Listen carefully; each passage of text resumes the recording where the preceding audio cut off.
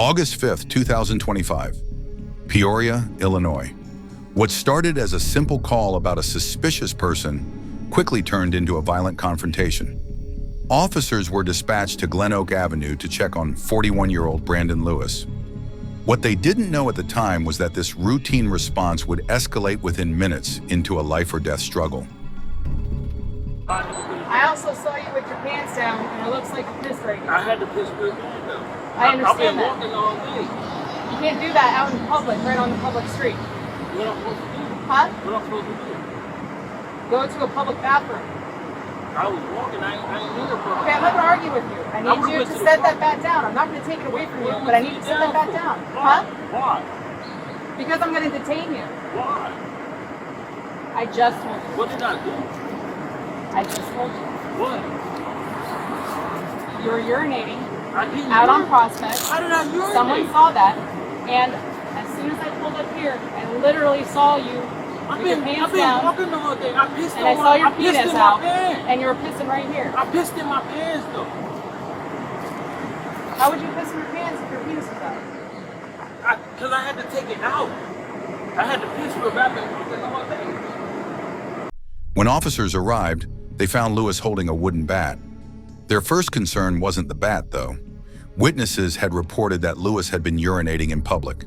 On Bodycam, you can hear the officers explaining exactly that.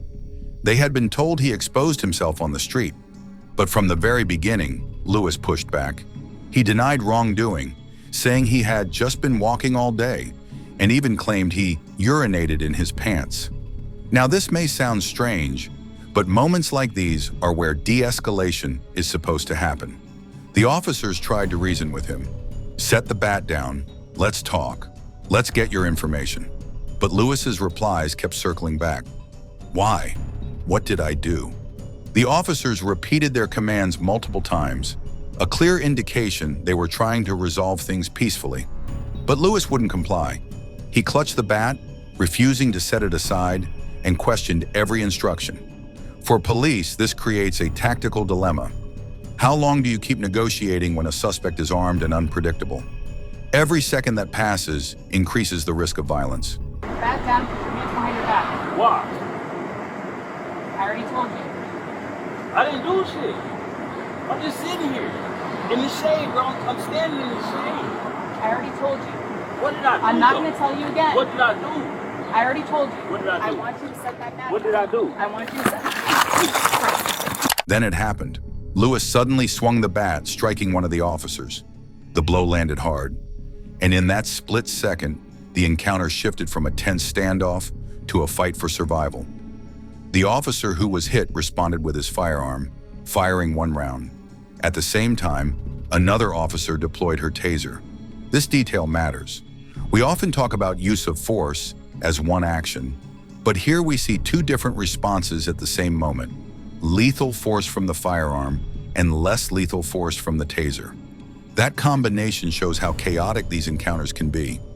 Officers don't always react the same way, even under identical threats.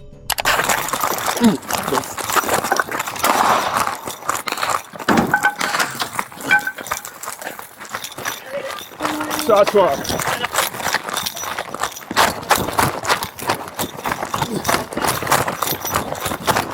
Police, stop!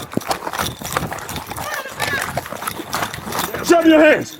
Show me your hands. What did I do?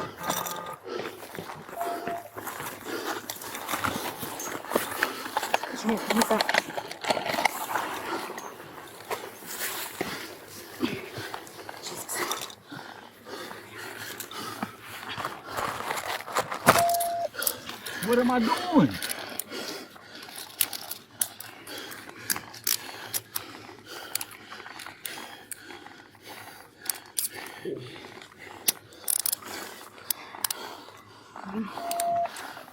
See anything else? Fuck, man. There's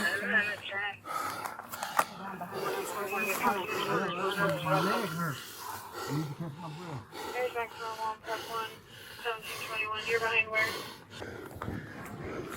Hold up. Have a co-medic.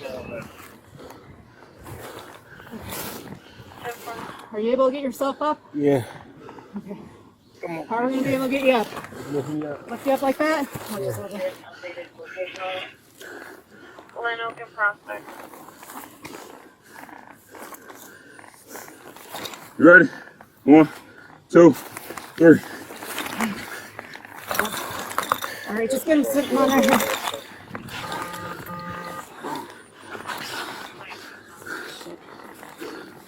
Stay with me. Come on. Hey, hey, Stay with me. snap out of it. Stay with me.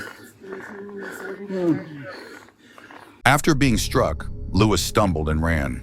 The officers gave chase and quickly found him collapsed on the ground.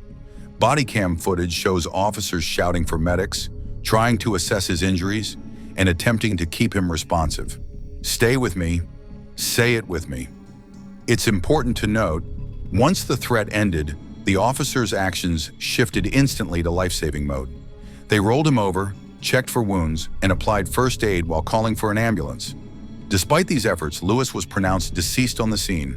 A later autopsy confirmed the cause of death, a single gunshot wound to the abdomen. Here's where the hard questions come in.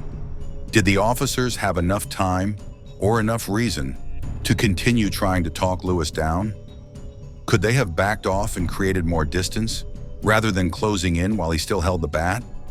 Or after being struck, was the gunshot essentially unavoidable? Legally, once an officer is attacked with a weapon, even something like a wooden bat, the use of deadly force can be justified. A bat may not sound like a firearm, but it's absolutely capable of causing serious injury or death. From the officer's perspective, the strike made the threat immediate and real. But at the same time, this case highlights how quickly situations can spiral. Officers went from discussing a public urination complaint to using deadly force in under a minute. It's a reminder of how thin the line is between routine policing and sudden tragedy. This incident leaves us with a tough conversation. Should police change how they approach people with improvised weapons like bats or sticks, especially when mental health or confusion might be a factor?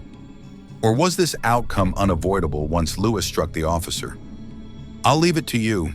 What do you think? Could this have ended differently, or was it already too late the moment the bat was swung? I already told you. I want you to set that down. What did I do? I want you to set that down.